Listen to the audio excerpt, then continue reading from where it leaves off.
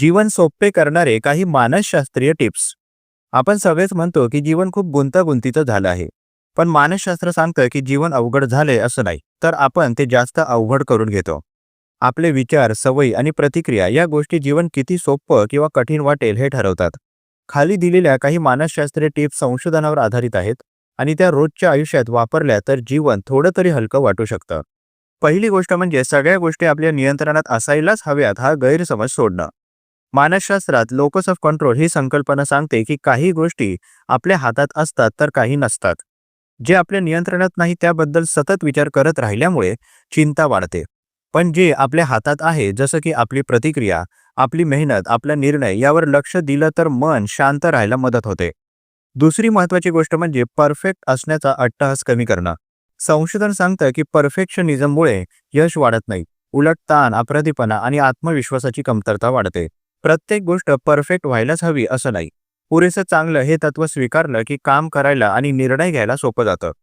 तिसरी टीप म्हणजे स्वतःशी कसं बोलतो याकडे लक्ष देणं. मानसशास्त्रात याला सेल्फ टॉक म्हणतात. आपण स्वतःला सतत दोष देत राहिलो, मी काहीच बरोबर करत नाही असं म्हणत राहिलो, तर मनावर त्याचा खोल परिणाम होतो. संशोधन सांगतं की सकारात्मक आणि वास्तववादी सेल्फ टॉकमुळे मानसिक ताकद वाढते. चुका झाल्या तरी मी प्रयत्न करतोय असं स्वतःला सांगणं जीवन सोपं करतं. चौथी गोष्ट म्हणजे तुलना कमी करणं. सोशल मीडियामुळे ही समस्या जास्त वाढली आहे. मानसशास्त्र स्पष्ट सांगतं की सतत इतरांशी तुलना केल्यामुळे असमाधान आणि न्यूनगंड वाढतो. प्रत्येकाची पार्श्वभूमी, क्षमता आणि वेळ वेगळी असते. स्वतःची प्रगती कालच्या स्वतःशी तुलना करून पाहिली तर समाधान वाढतं. पाचवी टीप म्हणजे नाही म्हणायला शिकणं. संशोधन सांगतं की सतत सगळ्यांना होकार देणारे लोक जास्त थकलेले आणि नाराज असतात. स्वतःच्या मर्यादा ओळखून गरजेच्या ठिकाणी नम्रपणे नकार देणं हे स्वार्थीपणाचं लक्षण नाही, तर मानसिक आरोग्यासाठी आवश्यक आहे. जेव्हा आपण स्वतःसाठी वेळ आणि ऊर्जा वाचवतो तेव्हा जीवन अधिक संतुलित वाटतं. सहावी गोष्ट म्हणजे दिनक्रम साधा ठेवणं. मानसशास्त्र सांगतं की जास्त पर्याय आणि जास्त निर्णय यामुळे डिसिजन फॅटिग होते. रोज काय खायचं, काय घालायचं, कसं वागायचं यावर सतत विचार करावा लागला तर मन थकून जातं. काही गोष्टी ठरवून ठेवल्या, साध्या सवयी तयार केल्या तर मन मोकळं राहतं. सातवी टीप म्हणजे भावना दाबून न ठेवणं.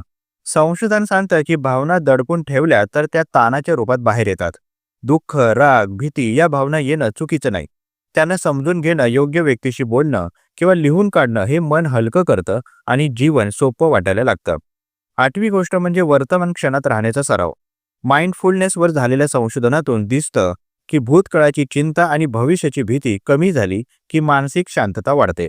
सध्या काय चाललं आहे, आपलं शरीर कसं वाटतंय, आपला श्वास कसा आहे याकडे थोडं लक्ष दिलं तरी ताण कमी होतो. नववी टीप म्हणजे स्वतःसाठी करुणा ठेवणं. मानसशास्त्रात याला सेल्फ कम्पॅशन म्हणतात. आपण मित्रांशी जसं सौम्यपणे वागतो तसंच स्वतःशी वागायला शिकणं गरजेचं आहे. अपयश आलं तरी स्वतःला समजून घेणं, स्वतःला वेळ देणं जीवन खूप सोपं करतं. शेवटी जीवन सोपं करणं म्हणजे सगळ्या समस्या नाहीशा होणं नाही, पण त्या समस्यांकडे पाहण्याची आपली दृष्टी बदलणं आहे. मानसशास्त्र सांगतं की छोटे बदल, साधे विचार आणि वास्तववादी अपेक्षा यामुळे जीवनाचं ओझं हलकं होतं. जीवन परिपूर्ण नाही, पण समजूतदार आणि संतुलित नक्कीच होऊ शकतं. प्रस्तुत मानसशास्त्रीय लेख तुम्हाला कसा वाटला जरूर कळवा. तुमची प्रतिक्रिया आमच्यासाठी महत्त्वाची आहे. तुम्ही सुद्धा कमेंट बॉक्समध्ये एखादा विषय लेखनासाठी सुचवू शकता. त्यावर लवकरात लवकर आम्ही व्हिडिओ प्रकाशित करण्याचा प्रयत्न करू. तसेच हा उपयोगी व्हिडिओ उपयोगी लोकांना जास्तीत जास्त शेअर करा. मानसशास्त्र संबंधित अशाच नवनवीन माहितीसाठी आम्हाला फॉलो करायला विसरू नका आणि आपल्या अधिकृत व्हॉट्सॲप चॅनलमध्ये सहभागी होण्यासाठी 9137300929 या क्रमांकावर व्हॉट्सॲप करा. तेथे लगेचच तुम्हाला व्हॉट्सॲप चॅनलची लिंक मिळेल. मानसिक समस्येवर गोळ्या घेण्यापेक्षा अधिकृत मदत घ्या. त्यासाठी वर दिलेल्या क्रमांकावर फोन किंवा व्हॉट्सॲप करू शकता. लवकरच एका नवीन विषयासोबत इथेच भेटूया. तूर्तास धन्यवाद.